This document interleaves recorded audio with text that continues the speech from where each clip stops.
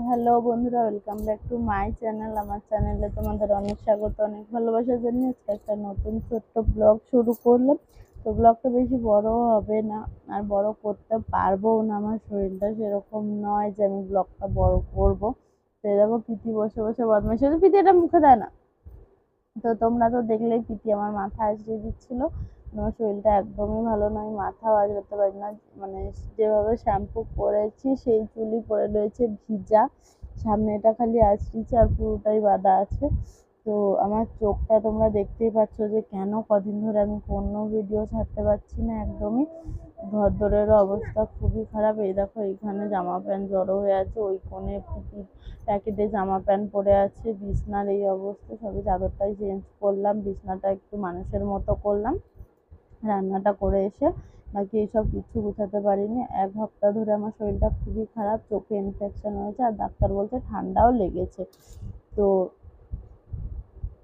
এই যে তাকিয়ে আছি, আমার কষ্ট হচ্ছে, যেহেতু লাইট জ্বলছে ফোনের দিকে তাকাতে হচ্ছে একভাবে, আমার খুবই কষ্ট হচ্ছে।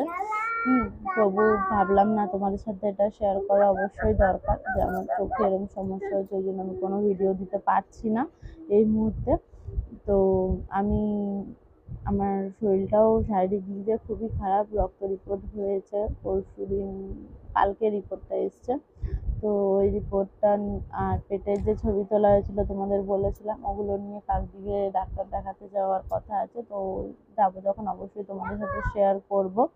তো দেখো প্রীতি চিরুনি করে দিচ্ছে। আমি ভাবলাম না তোমাদের সাথে অবশ্যই শেয়ার করার দরকার, তোমাদেরকে জানানোর দরকার যে আমার শরীরটা ভালো নেই। দেখো আমার চোখটা দিয়ে কিরকম, এই চোখটা ফুলেছে ফুলেছে, এই চোখটাও হয়েছিল, এই চোখটা বেশি হয়েছে, এটা কম হয়েছে। এবার আমার মানে আমার ইনফেকশন থেকে প্রীতিরও হয়েছে।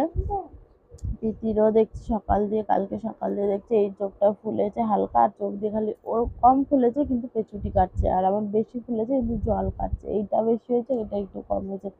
তো দেখতেই পাচ্ছ মুখের বদনটা এরকম চেঞ্জ হয়ে গেছে।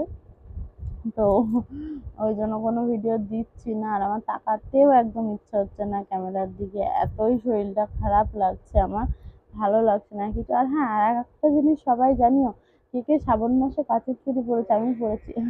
আর এই দাগটা তো তোমাদের অবশ্যই চোখে পড়ে গেছে, বুঝতেই পারছি চুড়িটা দেখা থেকে, যে দিদিভাই তোমার হাতে এটা কি হয়েছে।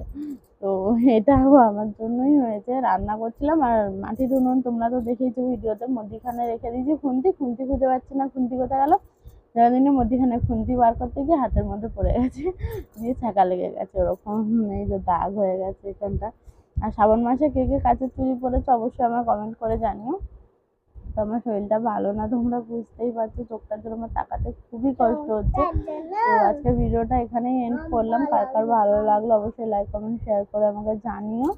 আর ডাক্তারের ভিডিওটা অবশ্যই তোমরা পাবে, আমি যখন যাবো অবশ্যই তোমাদের সবটা শেয়ার করবো, সব বলবো কি হলো না হলো। তো আজকের ভিডিওটা এখানেই শেষ করছি, আমার একদম তাকাতে ইচ্ছে হচ্ছে না। টাটা।